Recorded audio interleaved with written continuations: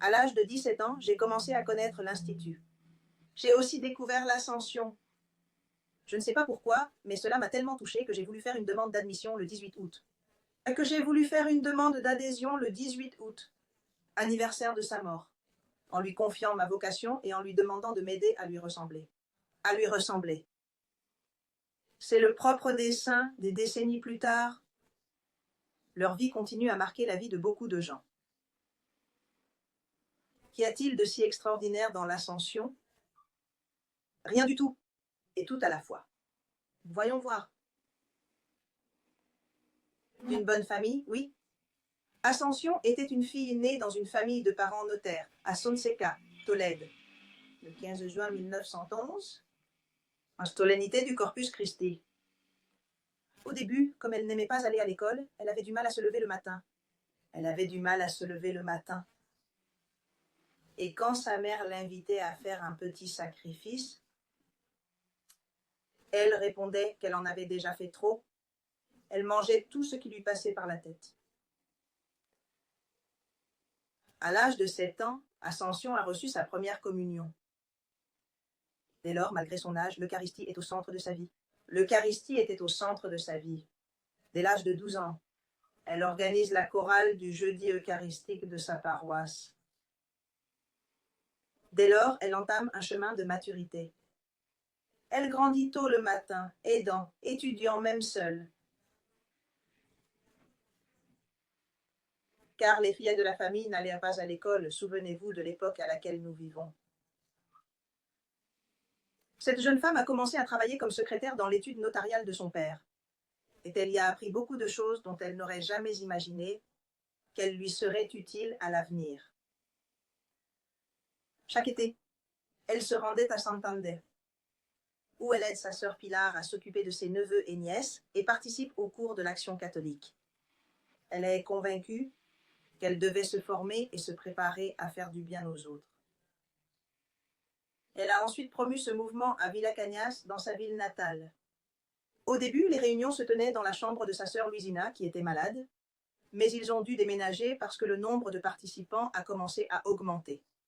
Puis les centres, la catéchèse et les visites ont commencé, et il a déployé un grand apostolat à partir de là. Mais nous sommes allés de l'avant avec le vent contre nous. Comme vous le savez, la situation se complique de plus en plus et l'atmosphère devient de plus en plus hostile, au point que les catéchistes du village ont été lapidés.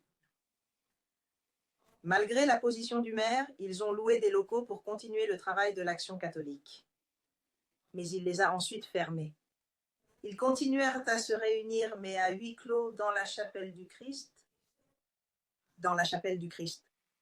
Plus ils se sentaient persécutés, plus ils voulaient se préparer à faire le bien, et surtout à ceux qui leur voulaient du mal. L'été arrive et elle retourne à Santander sans savoir qu'elle devra y rester pendant des années, à cause de l'éclatement de la guerre civile. Il apprit d'un ami d'un prêtre qui exerçait encore son ministère dans la clandestinité qu'il devrait y rester des années à cause de l'éclatement de la guerre civile. Clandestinement, et se rendit dans une de ces maisons qui était devenue une sorte d'église paroissiale pour se confesser.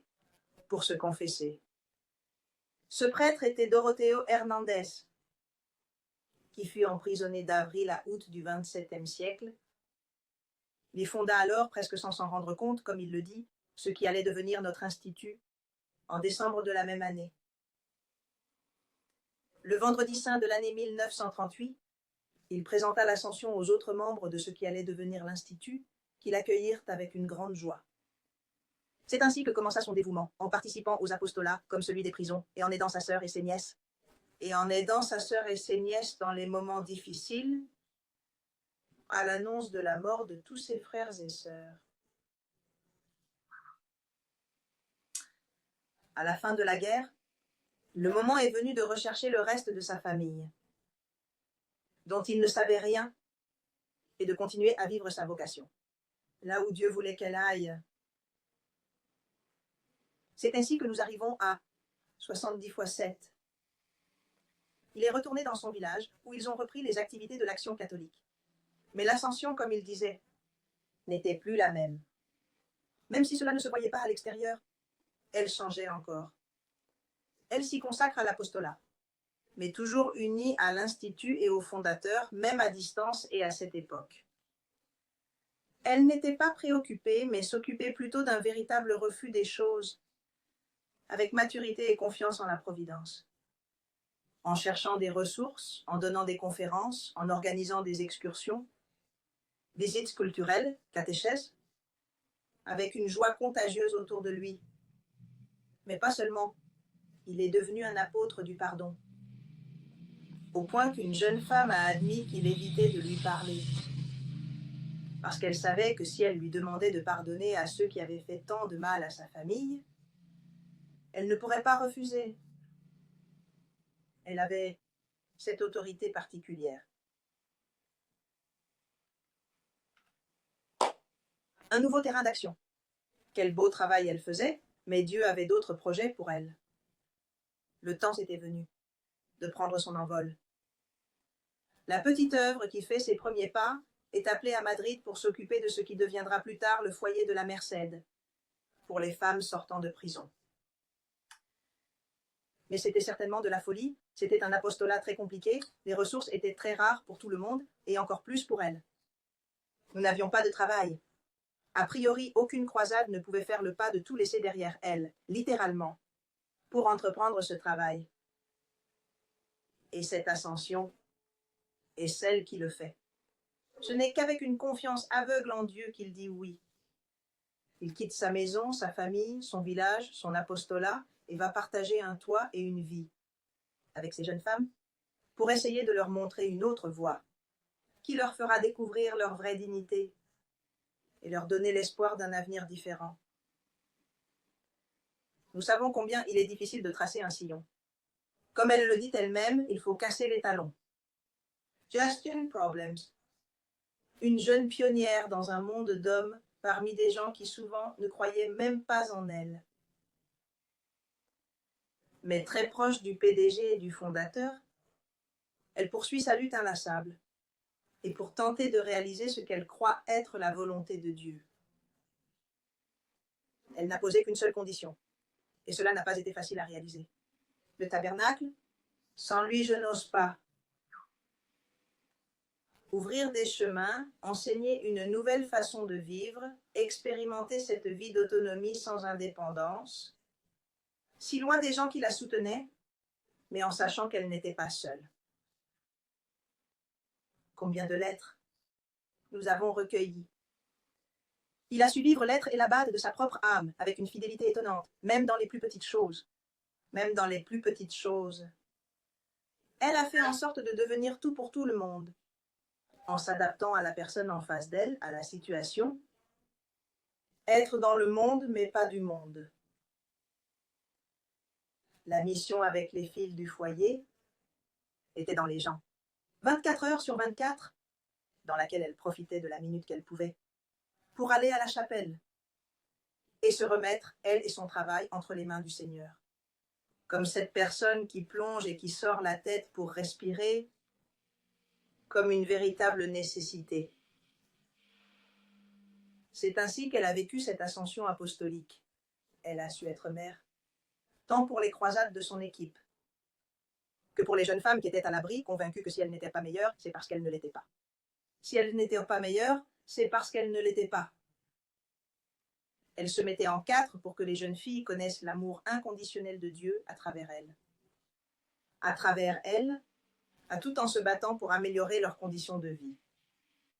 En leur permettant de faire un travail digne, d'apprendre des métiers pour lesquels elles pourraient être rémunérées. Et qu'elles puissent apprendre des métiers pour lesquels elles recevraient une certaine rémunération, qu'ils puissent économiser de l'argent et que cela les motive à aller de l'avant.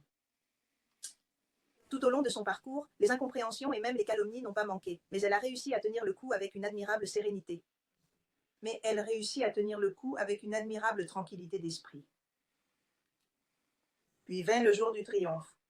C'est sur cette phrase qu'Ascension quitta l'auberge dans une ambulance, vers l'hôpital des maladies infectieuses. Aujourd'hui, c'est le jour du triomphe. Et c'est là que nous répétons les paroles de sainte Thérèse. Si vous traitez vos amis comme cela, il n'est pas étonnant que vous ayez si peu d'amis.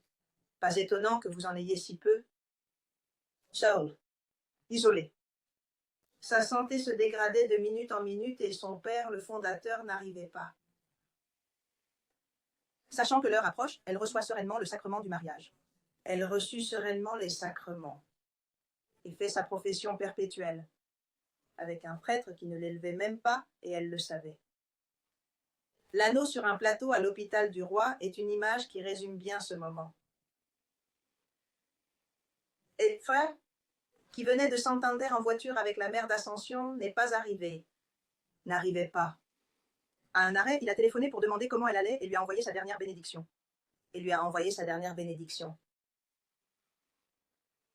Seigneur, tout ce que tu veux, quand tu veux, comme tu le souhaites, où tu veux, mais avec ta grâce. Cela, pas un pas, ses pensées du moment, sa préoccupation, et voir les autres. Quant aux croisades, peu importe qu'elles soient peu nombreuses, ce qu'il faut, c'est qu'elles soient dorées. Pour les filles, dites-leur d'être bonnes. Pour tous. Demandez beaucoup pour moi. Jusqu'au ciel. Ces dernières paroles furent pour Notre-Dame. Priez pour nous. Nous avons recours à vous. À 35 ans, il a atteint la ligne d'arrivée. Quelle douleur pour le fondateur. À 11 heures du soir, ils arrivent. Et devant ce visage paisible, il a pleuré et prié. Et nous ne nous en étions pas rendus compte. C'est justement cela. Jusque-là, il ne l'avait pas remarqué. Il n'avait pas pris conscience de la sainteté de l'ascension. Et qu'il s'agissait d'un travail ordinaire, extraordinairement bien fait, elle non plus. Une sainteté qui n'est pas seulement admirable, mais surtout imitable. C'est la vraie vie de notre devise. Tout pour Jésus et pour les âmes. Mais à partir de ce moment-là, une multitude de funérailles, des visites constantes sur sa tombe, d'abord au cimetière de Chamartin, puis à celui de l'Almudena où elle a été transférée. Pétitions, faveurs, grâces, poèmes, centres et œuvres sociales portant son nom, biographies, objets que les gens avaient conservés comme reliques, centaines de lettres. Même le fondateur les a gardés et les faisait souligner. Pour nous, une sainte. Et ainsi de suite, jusqu'à aujourd'hui et jusqu'ici.